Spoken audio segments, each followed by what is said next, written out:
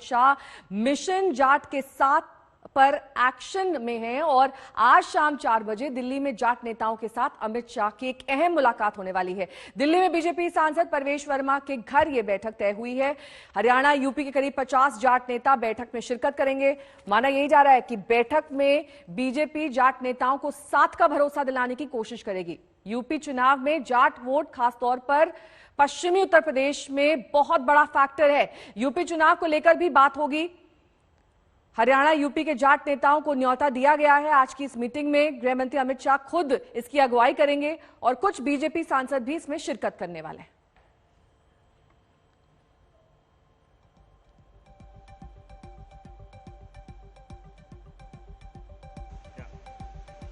हमारे साथ बातचीत करने के लिए केंद्रीय मंत्री संजीव बालियान जी, आज जाट नेताओं की बैठक है गृह मंत्री अमित शाह के साथ।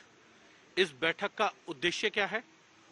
देखिए, जब चुनाव होता है तो बैठकें होती हैं, अलग अलग जगह से प्रभावशाली लोगों को बुलाया जाता है। कोविड के उसमें रैलियां हो नहीं रही तो बैठकें हर जगह बातचीत हो रही है, चाहे वो क्षेत्र में जाके हो रही हो या दिल्ली में हो रही हो। तो इसका मकसद यही है कि आपस में बैठ के बातचीत चुनाव के संबंध में। 2017 के विधानसभा चुनाव से पहले अमित शाह ने इसी तरीके की बैठक की थी और उस बैठक का पर्पस ये था कि जाट वोटर जो है वो बीजेपी के साथ आए। आरक्षण को लेकर नाराजगी थी जाटों के, तब वो अभी तक तो खैर नहीं हुआ। लेकिन क्या ये माना जाए कि आप लोग जाट नाराज हैं बीजेपी से कृषि कानूनों को लेकर और जाटों को रिप्रेजेंटेशन नहीं मिला विधानसभा में, लोकसभा में?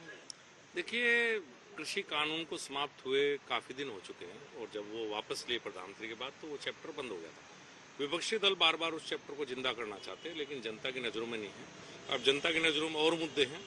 उत्तर प्रदेश अगले 5 साल तक कैसा चले, ये सबकी सोच है। ये कोई जाट नहीं, सभी जो उनकी सोच है। और जब भी चुनाव आता है हम लोग बैठते हैं, ऐसी बात नहीं।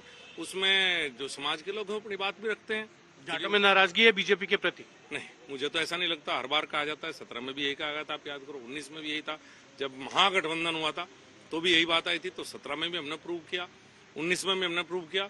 और मुझे लगता है इस बार भी 22 में जिस तरह का माहौल है, जिस तरह के उम्मीदवार सपा और दूसरी पार्टियों को आए हैं, उसके बाद मुझे लगता है कि ज्यादातर वोट हमें ही मिलेगा, भारतीय जनता पार्टी को। आप मुजफ्फरनगर से चुनकर आते हैं। आपकी लोकसभा के अंदर एक विधायक थे उमेश मलिक, उनका बड़ा विरोध हुआ था। लोगों ने उनकी गाड़ियों पे पथराव कर दिया था, उनको गांव में घुसने नहीं दिया जा रहा था। क्या वो डर है आपको? देखिए, कहीं भी अगर 10 लोग खड़े होकर, अभी चुनाव चल रहा है, कई बार ऐसा होता है कि 10 लोग किसी पार्टी खड़े होकर नारेबाजी करें तो उसे विरोध नहीं कर सकते। हर गांव में हर पार्टी के कार्यकर्ता हैं, वो कई बार अपने नेता के पक्ष में नारा लगाते तो उसे विरोध का नहीं दिया जा सकता। वो लोकतंत्र में सबका अधिकार है, वो अपने नेता के लगाते हैं, हम अपने नेता के लगाते हैं। इस बैठक में बीजेपी के नेता हैं या खापों के भी नेता आ रहे हैं?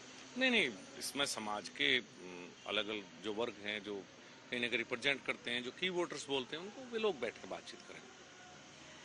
क्या ये मान के चला जाए कि आरएलडी जिस तरीके का कैंपेन कर रही है, वो ये कह रही है कि जाटों के साथ जो है बीजेपी ने जो है दुर्व्यवहार किया है, उनको सही सम्मान नहीं मिला सरकार में, चाहे वो केंद्र में हो या प्रदेश में हो?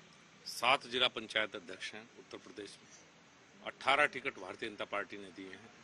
अब मैं उनके टिकटों की गिनती करके आपको बताऊं, उससे पहले उनके नेताओं से पूछो कि उन्होंने कितने जाट को टिकट दिया। दूसरी पार्टी से दुगने जाट टिकट भारतीय जनता पार्टी के। अंतिम सवाल, बहुत से ऐसे वीडियो आ रहे हैं जिसमें ये कहा जा रहा है कि जाट अगर साथ नहीं देंगे तो सरकार बनने के बाद जो है वो देख लिया जाएगा। जाटों को आज तक तो कोई देख नहीं पाया, सरकार बनी हो या ना बनी हो। मुझे नहीं लगता कि किसी में इतनी ताकत है कि जो देख सके। मैं संजीव बालियान का एक वीडियो वायरल हो रहा है, कुछ ब्राह्मणों के खिलाफ है। आपने ट्वीट किया कि ये वीडियो ठीक नहीं है, विपक्ष कह रहा है कि ये वीडियो बिल्कुल ठीक है। ये फर्जी बातें हैं और व्यक्तिगत आरोप प्रत्यारोप में कभी पड़ना भी नहीं चाहिए। मेरे जितना सम्मान शायद कोई नहीं करता होगा ब्राह्मणों का। ये फर्जी हैं, इस तरह की बातें चला के चुनाव के समय पे निकाली जाती हैं। और कुछ ऐसे लोग हैं जो इसी ताक में रहते हैं, इस तरह की वीडियो बना कर डालने का काम जिनका है। कितनी सीटें इस बार पश्चिमी उत्तर प्रदेश से मिलेंगी? 65 में से 57 थी पिछली बार। देखिए, पश्चिम उत्तर प्रदेश वो भी है जो मथुरा आगरा तक है। पश्चिम उत्तर प्रदेश में 136 सीटें हैं, 65 नहीं 136 सीटें हैं। और पिछली बार भी पहले चरण में तो 65 ही हैं। हाँ, पहले चरण में 65 है मिला के। मुझे लगता है कि जो 2017 का माहौल है इसी तरह का माहौल देख रहा हूँ। बाकी तो जनता तय करेगी कितनी सीटें देगी। मैं ज्योतिषी तो हूँ नहीं। कि पहले ही बता दूं इतनी सीट आएंगे, लेकिन माहौल अच्छा है। पश्चिम उत्तर प्रदेश में भारी बहुमत के साथ हम जीतेंगे। जी, ये थे केंद्रीय मंत्री संजीव बालियान। कैमरामैन कृपाल सिंह के साथ हिमांशु मिश्रा, दिल्ली, आज तक।